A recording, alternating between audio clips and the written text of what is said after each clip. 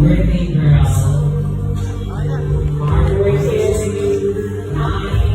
Amazing. That's why she really deserves this deep heart.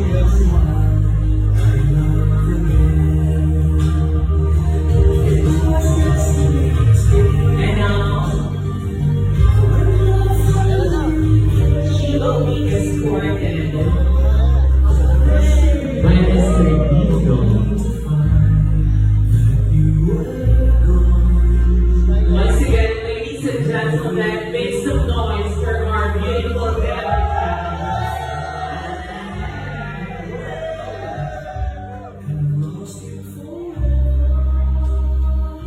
Alright, together with Sir Dino, her awesome escort. Not just for tonight, right? Yay! Again, everybody make some noise for the pretty girl.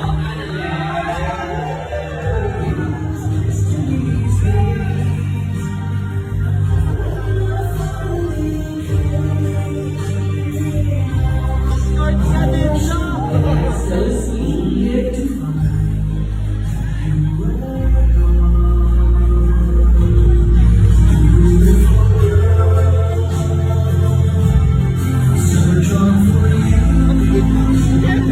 Where are you going, ladies and gentlemen? Together with her escort, Diesel. Again, make some noise for Adelaide, the beautiful pretty girl tonight.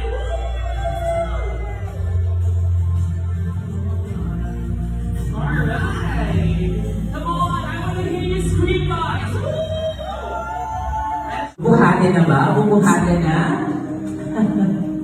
Hi! Hello, Adelaide. Hi, Sir Dito. Once again, everybody clap your hands for our birthday girl. Dear Adelaide. Let's give it up for Mr. Jovan David.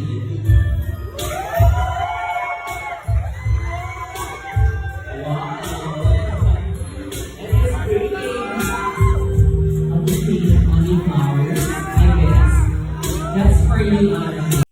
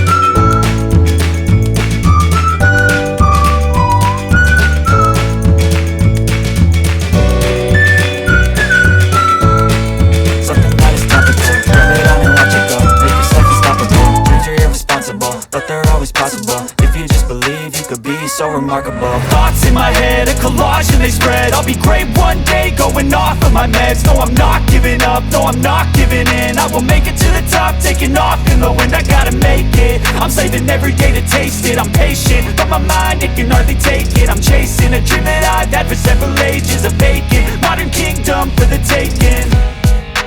Now that I've been put through hell, I never got anyone's help. I had to do it all myself. Martin, our Democrat Adelaide, with those deals, diba? Straight to back. Here's the microphone. And then ano ba ang time moment para magbigay ka ng message para kay Adelaide? Ladies and gentlemen, let's Pwede ba dito sa nakatatas? Sure, sir. Siyempre, siyempre ayoko umiyak eh. Pero pinagandaan ko talaga to 2 weeks process, something talagang madugo talaga ang preparing nito. At siyempre para gusto ko kasi maranasan, actually, tapos naman yung birthday niya. Itong celebration na to kasi, gusto ko lang din maparanas sa kanya ang pagtitibo nang hindi niya naranasan sa talang buhay niya. Ayan. At syempre, maraming salamat din kay Annalyn dahil unti-unti niyang nababago ang kanyang sarili, hindi man lang dahil sa akin, hindi lang dahil sa kanya, kundi sa kanyang inspirasyon na si Dito Carain. At syempre, wish ko lang din sa kanila na sana pagtuloy-tuloy sila sa kanilang tatahakin. Ako yung lagi nakasuporta lang sa inyo ni Dito Carain. Ayan ni Utol. At gusto ko, matupad yung mga pangarap nyo, makapagtapos ng pag-aaral si Dito Carain, at ikaw din, at guminhawa ang buhay nyo. Basta, nasa likod nyo lang ako palagi. Ayun na. At maraming salamat sa inyo. I love you. That's so sweet. Everybody, let's give it up for Mr. John the